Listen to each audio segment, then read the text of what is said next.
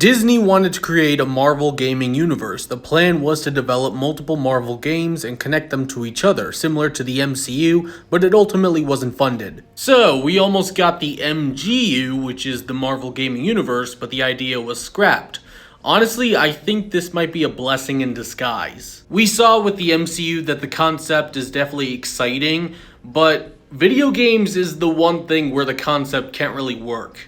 Like, imagine trying to make a card game, a puzzle game, and a hero shooter game connect to a new story game. You can tell they were starting to implement that concept with the Avengers game. In the first Insomniac Spider-Man game, Spider-Man talks about how the Avengers are over at the West Coast. That's probably why it took so long to get Spider-Man in the Avengers game. They probably wanted to add Insomniac Spider-Man, but obviously the idea was scrapped, so they didn't. Plus, making games takes a lot longer than making movies. You could get like 7 movies out by the time we get a new video game. Plus, it could also lead to creative differences. I think it's just best for video games to be mostly self-contained, unless it's a sequel to a previous game. Insomniac is making that Wolverine game, and it's confirmed that it takes place in the same universe as Spider-Man. That kind of thing works because it's made by the same developers. Rocksteady did the same thing with Batman and Suicide Squad, but unlike Insomniac, they fumbled. Would you have liked to see a Marvel gaming universe? It would have been wild if all these games connected.